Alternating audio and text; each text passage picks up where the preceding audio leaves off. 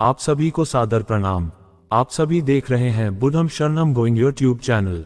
आइए जानते हैं कि हम सभी कैसे अपने जीवन में अपनी मानसिकता बदलकर अमीर बन सकते हैं। साथियों, बहुत समय पहले की बात, एक छोटे से गांव में एक मनोज नाम का व्यक्ति रहता था। मनोज का सपना था कि वह जीवन में कुछ बड़ा करे, अपनी जिंदगी में एक ऐसा मुकाम हासिल करे जहां उसे केवल पैसे की चिंता न हो, बल्कि वह अपनी इच्छाओं को पूरा करने की स्वतंत्रता पा सके। उसे अमीर बनने की ख्वाहिश थी, लेकिन वह नहीं जानता था कि यह संभव कैसे होगा। मनोज के पास एक दिन एक किताब आई जिसका नाम था secrets of the millionaire mind, अमीर बनने के राज। ये किताब प्रसिद्ध लेखक टी हार्वी कर द्वारा लिखी गई थी और उसमें अमीर बनने के लिए जरूरी मानसिकता और सिद्धांतों की बातें की गई थीं। मनोज ने इस किताब को पढ़ने का निर्णय लिया और यही निर्णय उसके जीवन को बदलने वाला साबित हुआ। पहला पाठ जो उसने सीखा वह था धन के प्रति सकारात्मक मानसिकता रखना।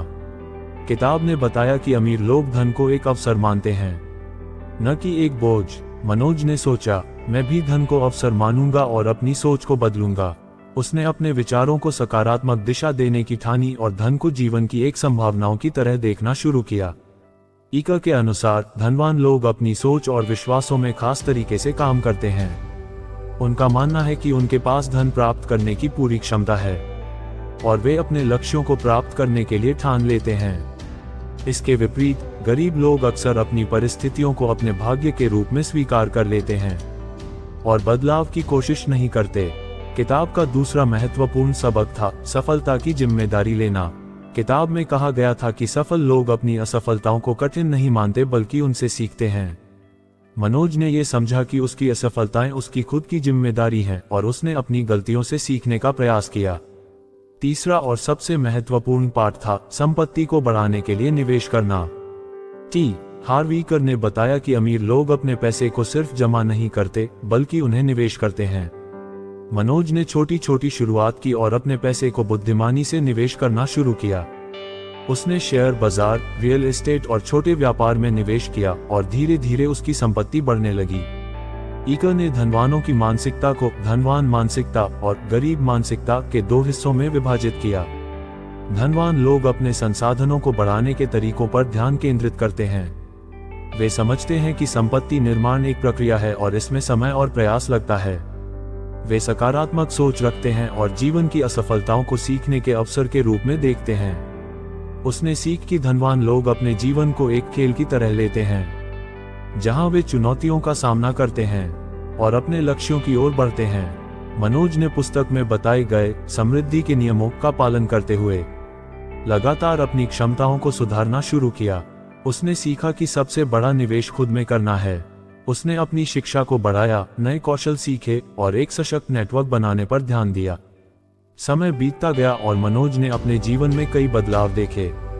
उसकी वित्तीय स्थिति में सुधार हुआ और वह धीरे धीरे एक सफल और धनवान व्यक्ति बन गया। उसने अपनी मेहनत और किताब में दिए गए पाठों के माध्यम से करोड़पति बनने का सपना पूरा किया।